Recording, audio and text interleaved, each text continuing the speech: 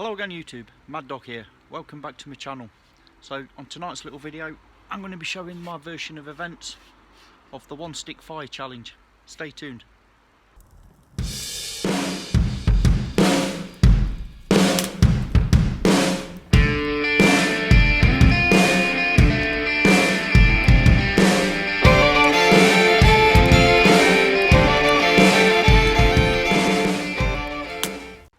Welcome back. So this video is a tag response to my good mate Grasshopper Outdoors.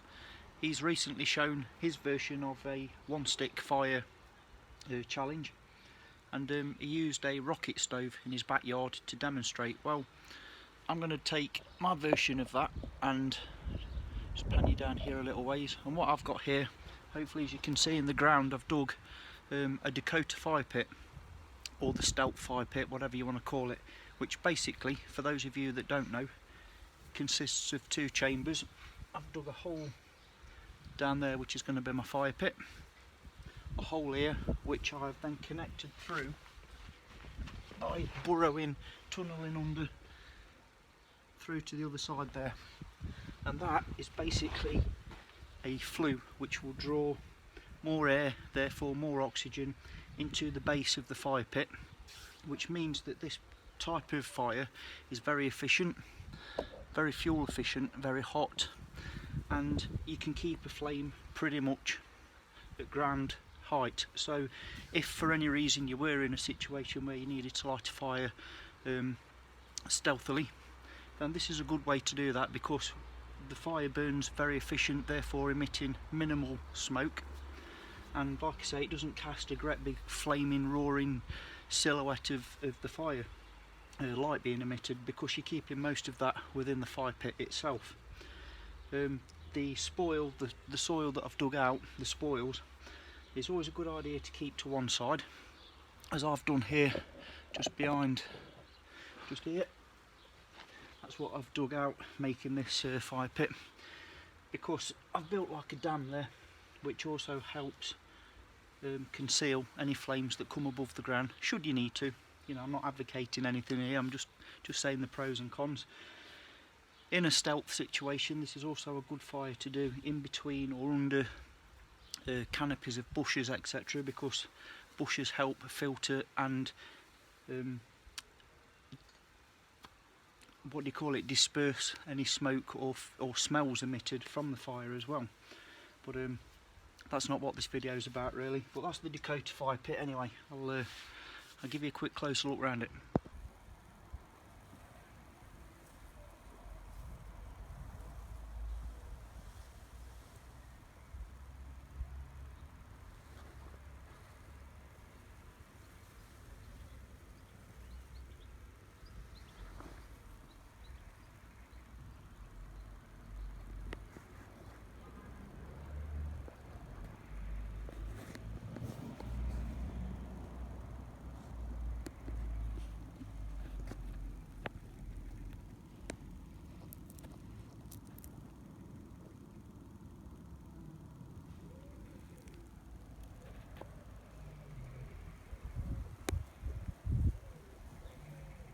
Alrighty, let's go ahead and prep the one stick for the fire.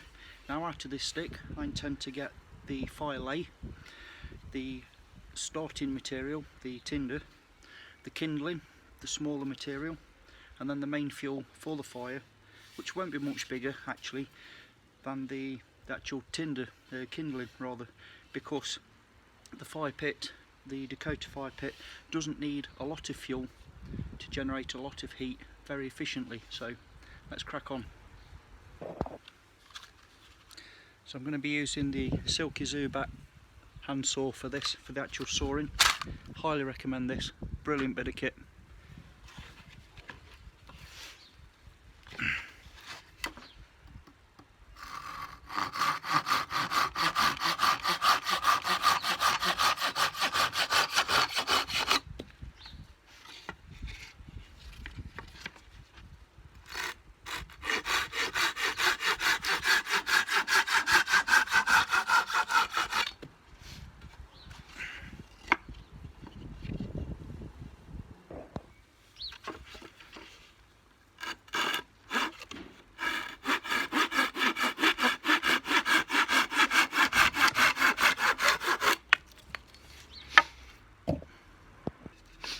Okay, so these pieces I'm going to cut a little bit longer.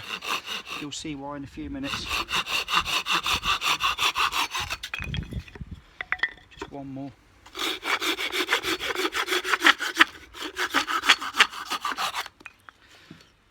Okay, so I've got me some short pieces. I'm going to split them down into quarters now.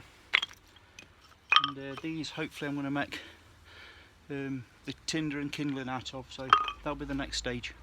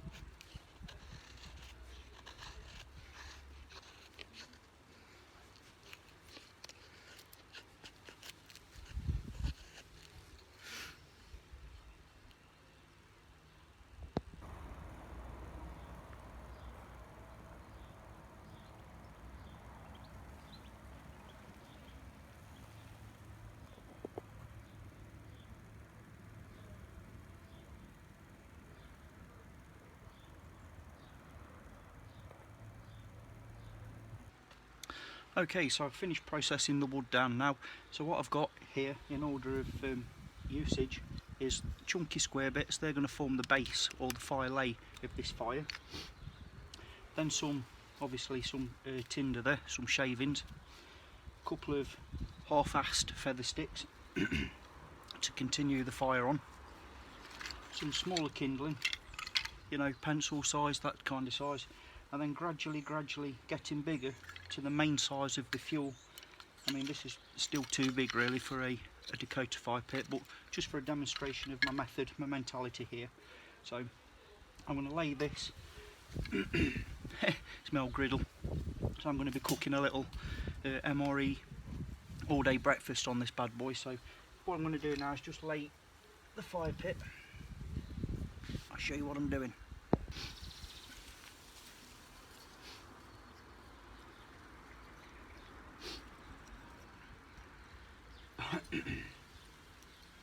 So I'm just making the base or the fire lay, and that basically is to stop moisture being drawn into the shavings, which I'm going to add on in there now. Obviously you want to keep them as dry as you can. The shavings have come from the centre of this one stick fire, that's where it's always driest, and hopefully I should be able to ignite one of these feather sticks now with my a ferro rod and get this puppy going. Let's see what happens. It is quite windy. Line my excuses up ready. If I'm in camera shot here, just let me. There we go.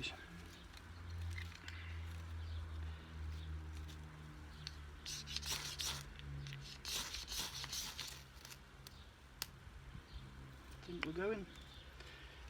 I'm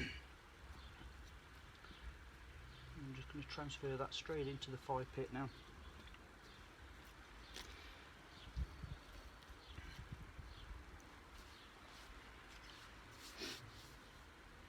And this is just to get the fire established. Obviously, once the fuel has burned down, you then want a situation where your fuel is below the threshold of the fire pit.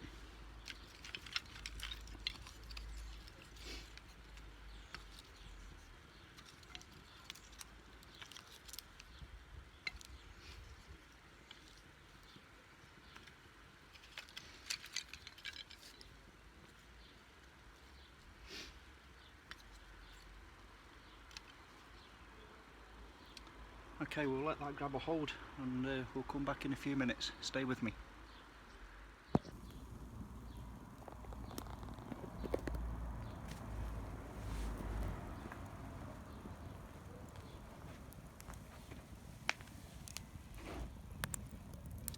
So hopefully you can see how clean and efficient this fire is burning. It will settle down as the small stuff burns away. And yeah, a good one to remember. The beauty with the Dakota fire pit is after you've finished with whatever you're doing, put the spoils, the earth back into the holes, water it all down, and nobody would ever know you've been there. It doesn't char the ground, you know, above the surface. Nice way of leave no trace.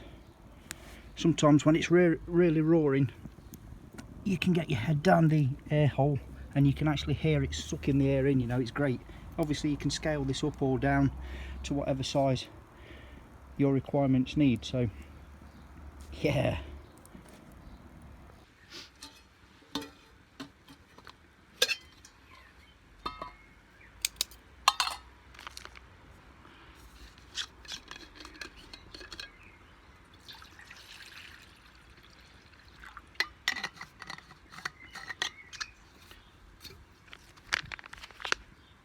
This is the British Army Rat Pack ration pack all-day breakfast. Going to be warming that up. Obviously you can open these, eat them cold, MRE, meal ready to eat. You can empty the contents into your cook vessel, warm it through, but that's messy. So I'm just going to just put a little nick in the corner and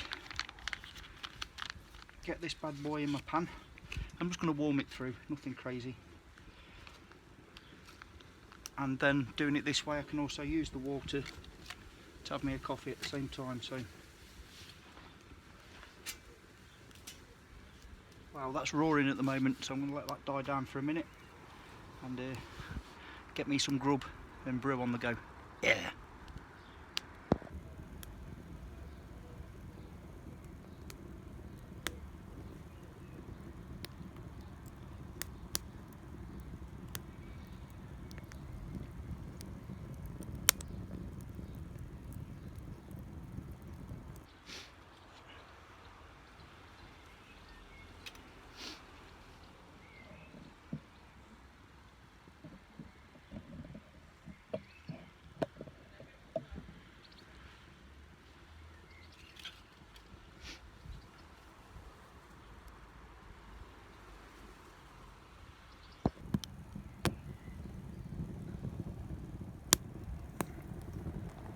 And just for any of you guys and lasses that are wondering, the stainless pot here is a Primus. It's an old-fashioned Primus.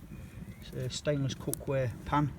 It doubles up as a kettle as well. There's actually a small slot in it for a spout. And I got this used off eBay. I paid £3 for it for a nice, good old-fashioned, good solid-made Primus cookware pot. So keep your eyes open for used stuff. Better than buying new, cheap, crappy stuff, in my opinion.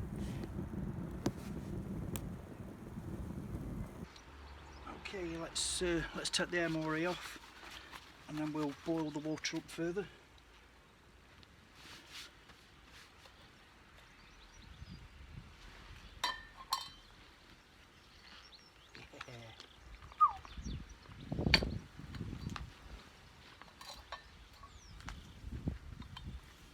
Lid back on the coals. Bring that a bit hotter for me to have a good hot coffee.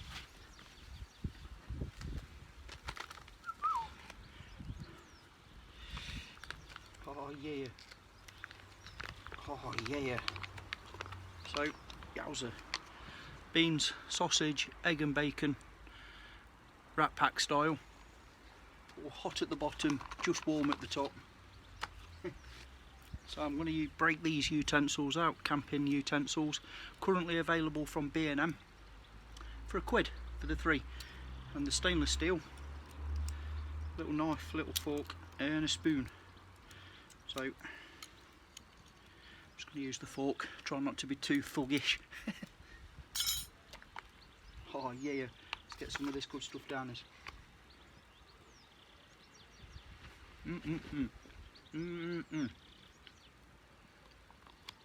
It just tastes better outside, doesn't it, for some reason.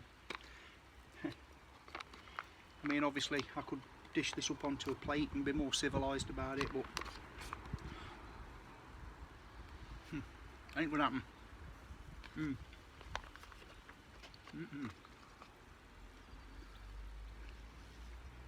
Top bombing. Just need the water now for the coffee.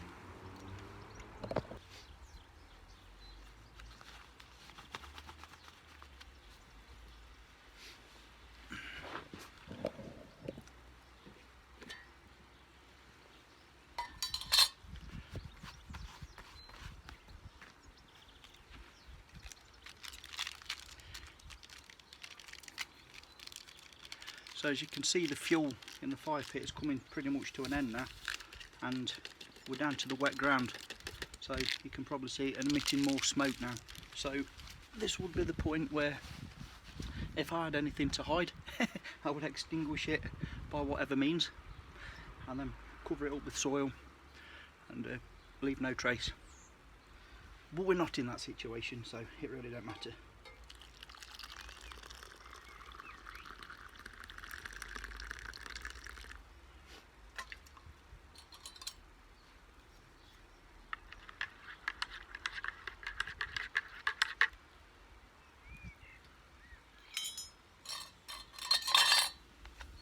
So, this is my response video to Grasshopper Outdoors.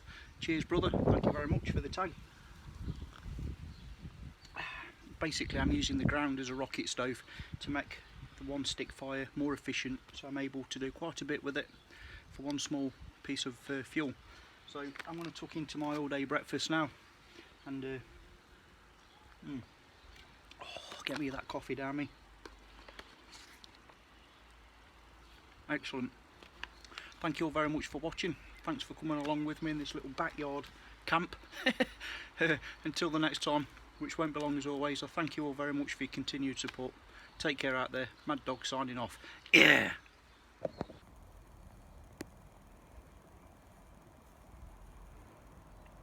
Okay, so once the undersoil over there has been allowed to dry out to the same level as the rest, I filled the pit in, as you can see. No scorch marks, nothing. So like I say, when that wet soil there that's been under the spoil pile has dried out, you've left no trace. Good ethic for us all to live by, us bushcrafters. Yeah. Take care everybody.